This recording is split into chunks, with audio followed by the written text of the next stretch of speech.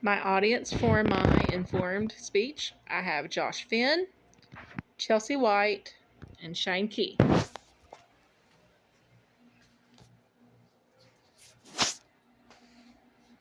Trauma can come in numerous forms. A study from the National Council of the Behavioral Health showed that 70% of all adults have some kind of way have experienced trauma. That is around 223.4 million people. Trauma can come in different and numerous of things. It could be losing your job, a death in the family, a car wreck, or it could be something more serious, as in sexual assault in an abusive relationship. I believe the information from this will help people understand everything that a victim or a survivor can go through with the trauma. What makes me credible for this source is my daughter and I both have went through some complex trauma, and complex trauma can be the worst. The complex trauma is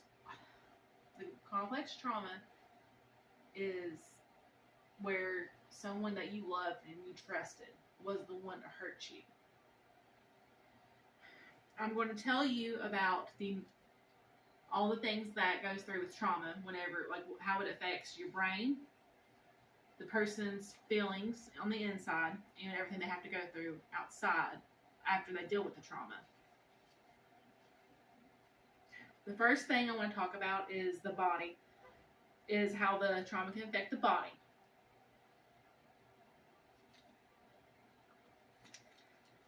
The Anxiety and Depression Association of America mentions that trauma affects different parts of the brain. The prefrontal cortex right here is the bigger part, and this picture is from the Washington State University Neuroscientist newsletter. The prefrontal cortex controls the critical thinking part, the emotional regulation, and the why does someone do this? Like, why does someone do what they do? Once trauma has been done to you, how that affects is it gets weakened. And then the amygdala right here is the emotional part. Whenever the amygdala is affected, it becomes hypersensitive, and out of nowhere you can get outbursts out of nowhere. And then there's the hippocampus. It's this purple one right here. That's the hippocampus. Is their thing is their purpose is really important in the brain. They connect, retain, and help people remember their memories. And when that's affected, like when people who went through so much trauma and it affects, it alters someone's state of mind, and what they think was memories could not actually have happened.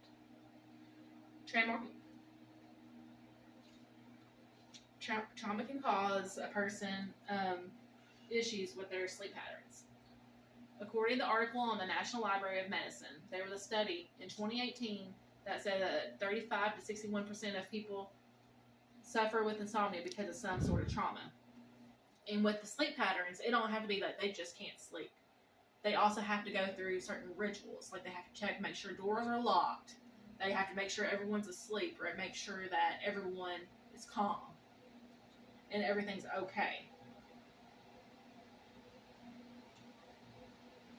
And then the Anxiety and Depression Association of America also mentioned that people who suffer from PTSD, 46.4% of them met the criteria for substance abuse. And that substance abuse can come from different forms as well. That can be from people who, like, if the doctor prescribed them medicine, they could abuse that medicine. Or somehow that they can go around and get illegal substances, like cocaine, methamphetamine, any of that. And the reason why the people who have been through trauma use those is to help them cope, what they think will help them cope with the trauma.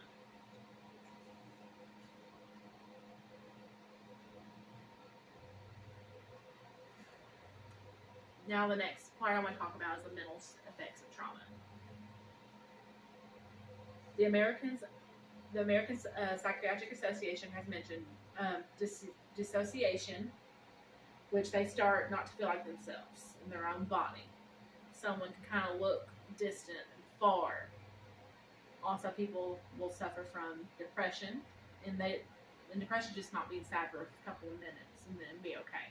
It can be days, weeks, months, and it gives them the drive to not want to do anything. They don't want to get up. They don't want to do what they normally do.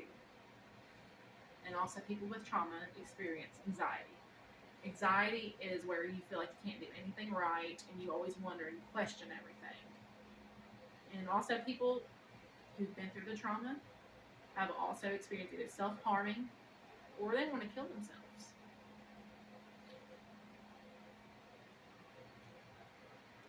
After looking how trauma can affect your mental state, I should also mention that the victim will undergo from some of the stuff the victim will have to undergo from until the rest of their lives. An article on the National Library of Medicine states victims will suffer with flashbacks, hallucinations from abuse. Anything can trigger them. It could be songs on the radio, a certain smell that they smell when they're out and about, food even. And those flashbacks kind of go back to where they were at that time, when they were getting abused. And it's not a pretty place. It's really scary. They also suffer with, some people do feel guilt. That same article from the National Library of Medicine also mentions where people feel guilt. And it's not just, they feel guilty for what happened to them. And some people don't survive when they do go through that trauma. Some people do die from it. And they have the survivor's guilt. They also kind of question why did this happen to me? They do feel pretty guilty. Also, whenever people do, after they've been through this trauma, they also start having panic attacks more, and they will try to do whatever they can not to have to go through that again, and they will avoid anything at all costs. Trauma is a huge concept to grasp and interesting to learn how the survivors are affected by it. The survivors from trauma, they go through a lot through their mind and their body, their mental state, and then everything thereafter. I just feel like everyone should know the effects. And in case y'all do have to go through this, or if you know someone who has, be there for them. Do everything you can. Praise them. Try to encourage them to get the help that they need. Just be by their side no matter what. Everything happens for a reason.